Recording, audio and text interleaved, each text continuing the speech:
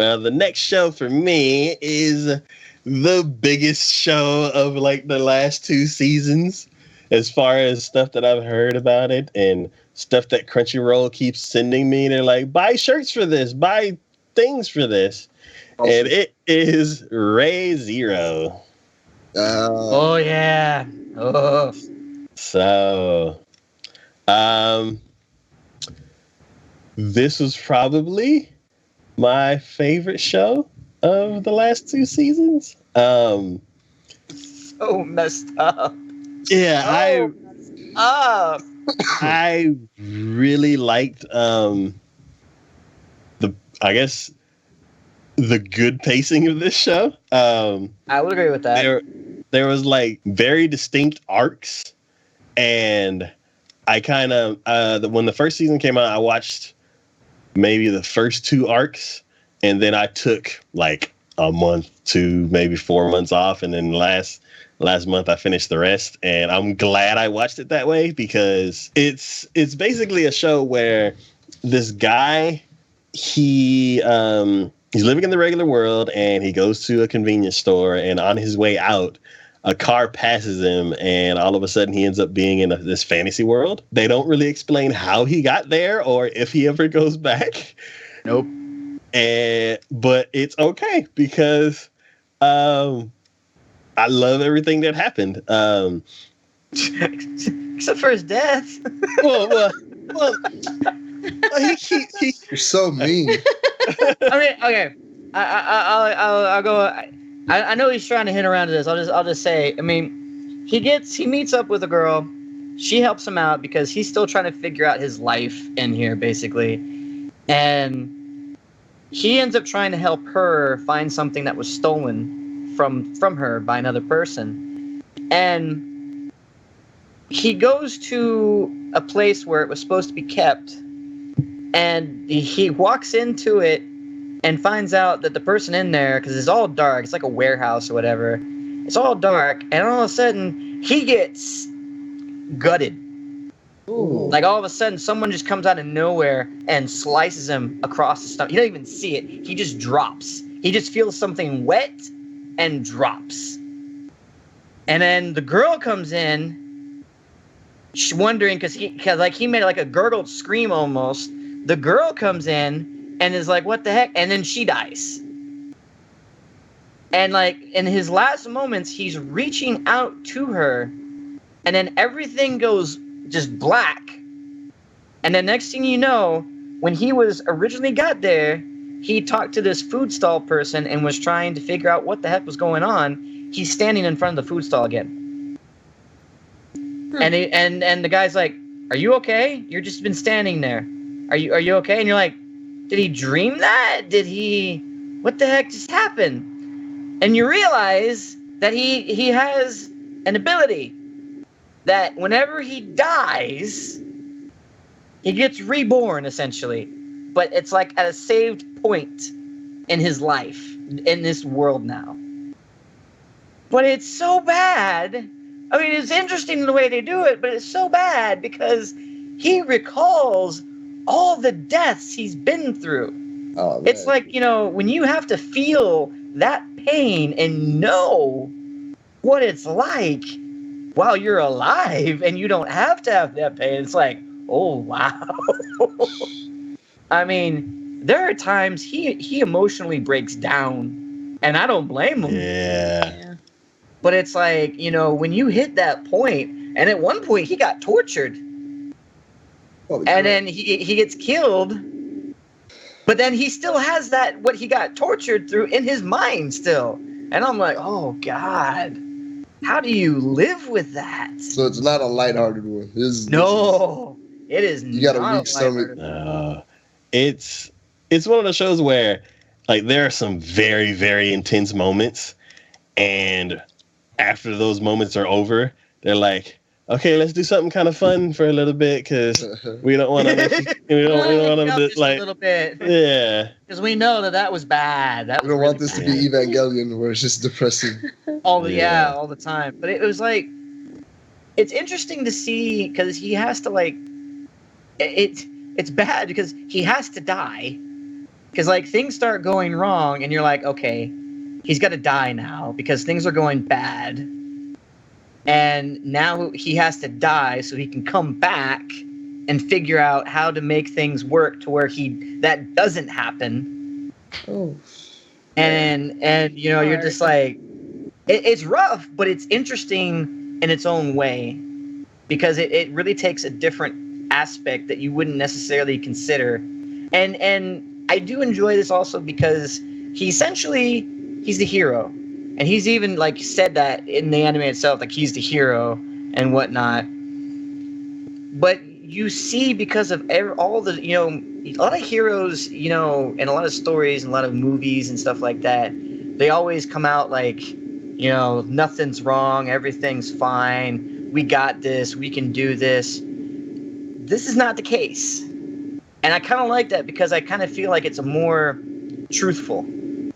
Because you know, even though you've seen all these heroes that have all these trials and tribulations they go through, that hurts. That there is something like taken away from them from that, and there's like scarring involved with that, and it's not all physical. And you see that with him because he's not trained.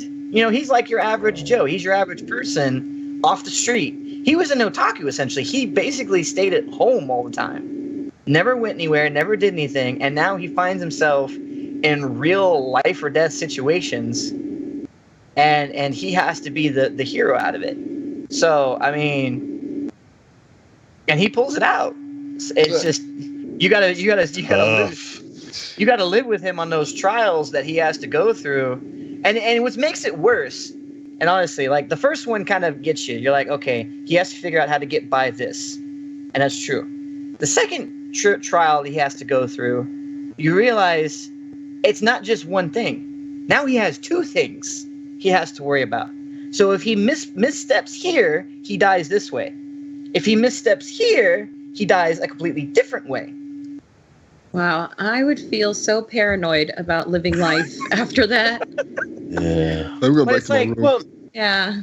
well, it's one of them things where like every time he comes back, he has all of the knowledge, and he's like, okay, how can I do this differently? If I do this, I'm gonna die. If I do that, I'm gonna die. Is there anybody else who I can talk to, or is there something else that I can, like something else that I can say? And that's the thing too. It's like in that first trial he had to go through, the things that he does in order to pass that, you wouldn't necessarily think were important, but they were important in their own way. Like the one, like originally in the first, like the girl that he meets ends up saving him from some thugs. Well, he does something else, and he gets to those thugs ahead of time where she wouldn't have been there. And then, or not, either she wouldn't have been there or she'd already passed, one or the other, basically. So she wasn't there at all. What?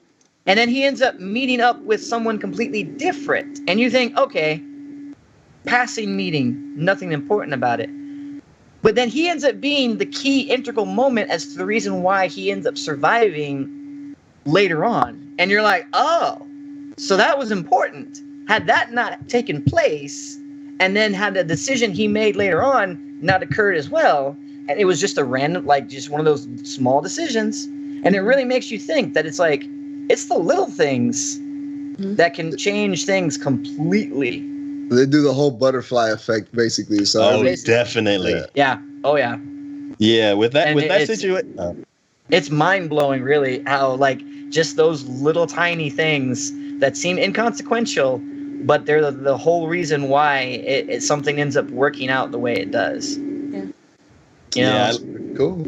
Yeah, for that first situation, I love how I think the reason why he ended up meeting that other person first is because he wanted to bypass the whole story that he did the first time. And he's like, I ended up at this one house. So what if I go there first?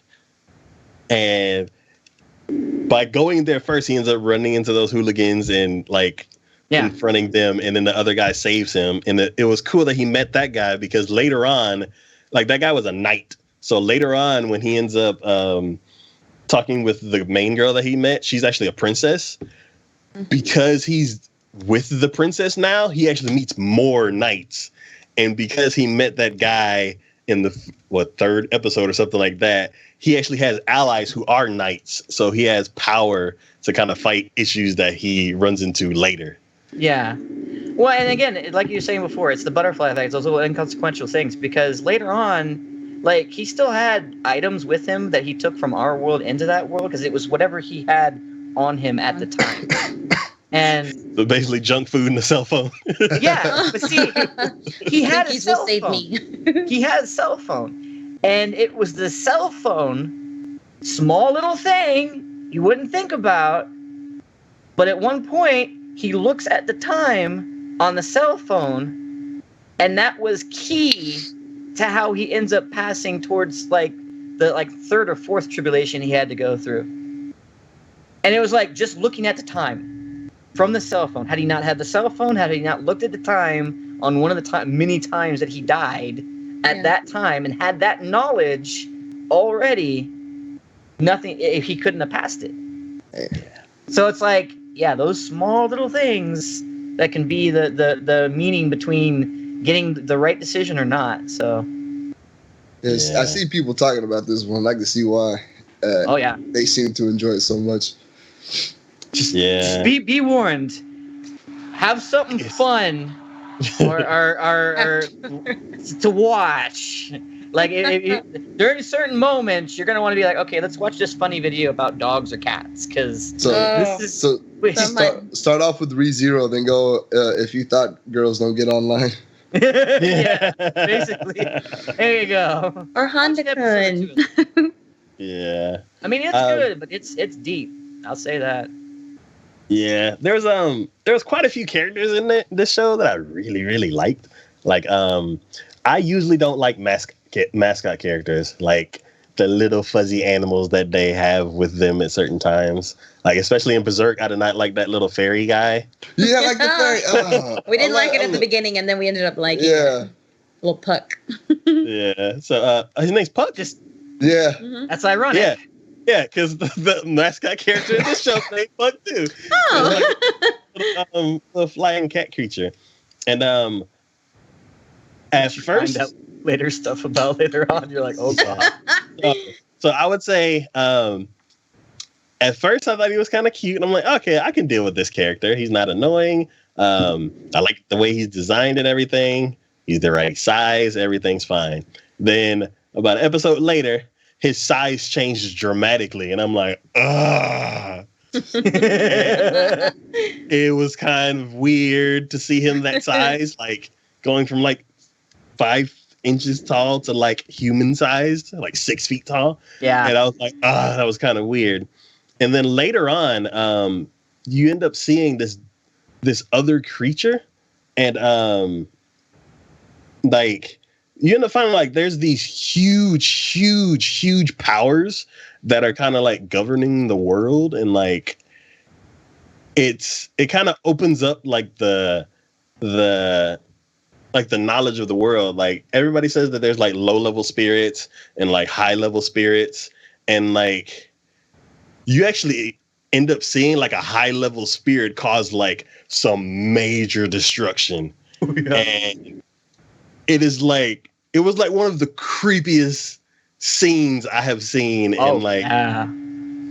a very long time. That one made me stop and just go, oh god. Oh god, what the hell just happened? That was literally world ending. Yeah. Because he said, I'm gonna end the world.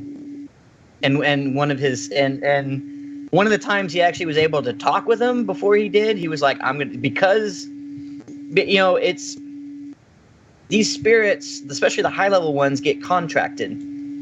Yeah. And this spirit was contracted with the princess. Well, something happened, caused her to die. Snap. And he got pissed. Yeah.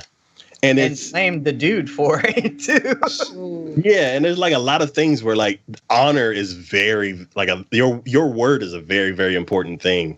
Oh, and you can't be like this cocky guy who like, oh, I'm the best, and like people will put you in your place. Yeah. So I love how at the beginning, like the scale of things that happened slowly gets bigger and bigger. And once you get to the kingdom, you kind of see like where his place is actually in the world, because before you're just dealing with monsters and creatures in the castle that they live in. And once that situation's finished, you go to see like the kingdom, and you get to see like all of this stuff that was happening. All of this drama is just around their village. Like, you get to see that, there's a whole nother world outside of this whole nother world. There's all different kinds of spirits that could possibly be out there. And I think I enjoy it as well, because like in the beginning, he's like, I'm the hero of this. I'm the and you're in the beginning, you're like, hey, maybe that'll be true. Like towards the middle of it, you're like, dude, you might want to chill out just a little bit, because there are some people who are not going to take your shenanigans at all. And they're gonna be. It's gonna hurt. It's gonna hurt. Yeah. What was it? I'm trying, because I had some. There was one part where he almost lost faith in himself. Yeah. You can't blame him for that, though. Yeah, I'm like, I don't blame him. Yeah. I'm like, well, how many times he dies? I'm like, yeah. I would just at some point, the fact that he pushes on, give it up to him. I'm like, dude, that's some spirit. Jeez. Yeah, spirits. And it's like the characters around him, like they all like support. Like at first, like you get to see how people warm up to each other. And like later on in the series, like you can see that the main character, he